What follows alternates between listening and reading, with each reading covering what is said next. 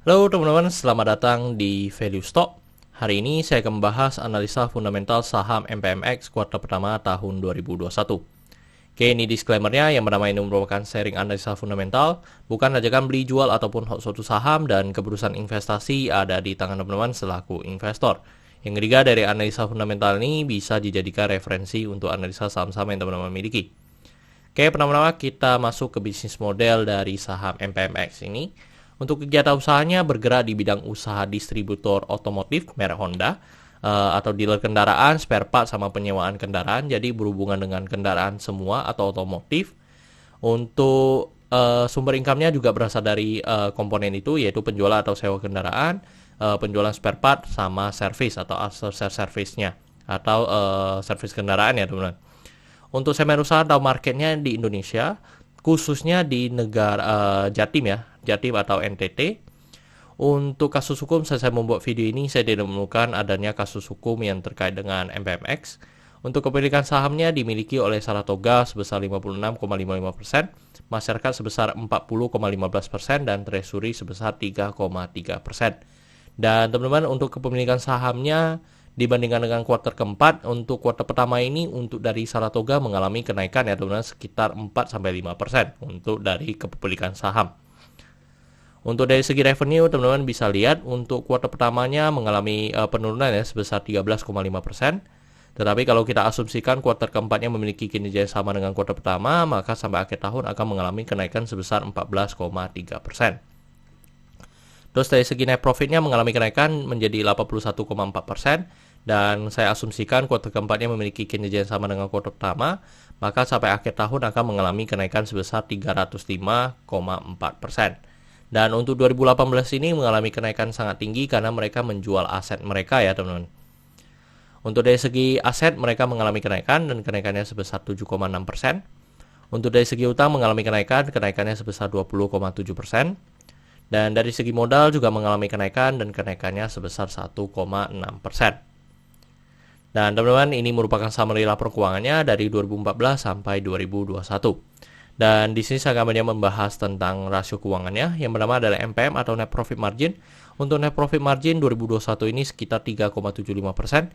Dan kalau kita lihat secara histori pun memang ini bisa dikatakan untuk NPM yang paling tinggi ya, yang dimana 3,75%, sedangkan yang lainnya masih di bawah 3%, kecuali yang 2018 karena jual aset jadi kita skipkan. Dan kalau kita lihat memang untuk margin dari MPMX ini cukup kecil ya teman-teman, hanya masih di bawah dari 5%. Untuk dari segi EPS di 107 dan membuat pernya menjadi 8,12 kali. Jadi ini untuk dari segi per memang bisa dikatakan cukup murah dibandingkan dengan tahun lalu. Terus untuk dari segi book value, untuk book value sekarang di 1422 dan membuat PBV-nya menjadi 0,61 kali. Dan kalau kita lihat secara histori juga untuk PBV dari MPMX ini selalu di bawah 1. Terus untuk dari segi DER-nya di 0,55 kali dan ini sangat bagus yang dimana DER-nya masih di bawah 1. Terus untuk dari segi ROE di 7,49% ya, ini masih di bawah dari 9% yang saya anut. Tetapi kalau kita lihat secara histori lebih baik ya teman-teman dibandingkan dengan tahun lalu, yaitu di 1,88% saja. Terus untuk dari segi ROA di 4,84%.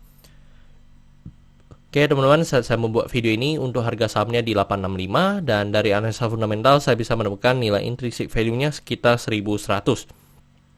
Jadi masih memiliki margin of safety sebesar 27%. Dan ini kesimpulannya, yang pertama dari produk dan jasa saya berikan oke untuk MPMX ini karena saya melihat perusahaan ini mampu bertahan 5-10 tahun ke depan.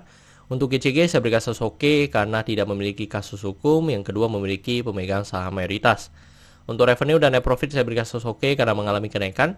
Untuk aset saya berikan oke karena mengalami kenaikan. Untuk liability saya berikan oke karena DER-nya di bawah 1. Untuk book value saya berikan oke karena harga jual sekarang masih di bawah harga book value-nya. Untuk sektor sebenarnya tidak ada hal yang perlu kita concern, jadi jika liability-nya oke, saya berikan satu sektor ini oke.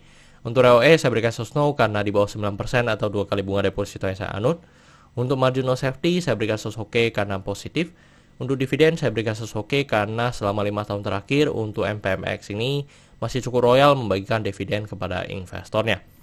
Oke teman-teman, jadi kesimpulannya adalah 10 dibanding 11 dan pertanyaannya adalah apakah saya akan membeli saham MPMX ini teman-teman, secara fundamental untuk MPMX ini masih sangat menarik ya. Dan dimana saya mendapatkan informasi bahwa MPMX ini pengen membagikan dividen yang di atas 10% ya. Ini mana satuannya kayaknya 100, di atas 100 rupiah ya teman-teman. Jadi untuk dividennya menjadi di atas 10%. Jadi ini juga menjadi high dividen ya teman-teman untuk perusahaan ini. Jadi kalau secara fundamental maupun secara valuasi memang cukup menarik. Tetapi saya sementara sih tidak ya teman-teman, karena saya udah cukup banyak saham, jadi saya cukup konsisten aja di saham-saham yang sudah saya pegang. Jadi ini untuk MPMX ini saya mungkin nggak ikut dan nggak investasi di situ. Dan teman-teman yang ingin mengejar dividennya cukup was-was ya teman-teman, karena ini bisa jadi dividen trap, yang dimana setelah pembagian dividen biasanya kan di ARB kan ya teman-teman, karena high dividen ya, atau dividennya di atas 10%. Oke teman-teman, saya rasa cukup sekian untuk video kali ini. Jangan lupa untuk like dan subscribe. Jangan lupa juga untuk follow saya di Instagram saya di Royken13. Dan teman-teman, saya sudah membuat grup Telegram, jadi teman-teman bisa join grup Telegram saya di Value Stock. Untuk linknya teman-teman bisa dapatkan di deskripsi di bawah. Dan jika teman-teman ada kode saham yang ingin saya buatkan analisa seperti ini, silahkan tinggalkan di kolom komentar untuk kode sahamnya. Oke teman-teman, see you in the next video. Bye-bye.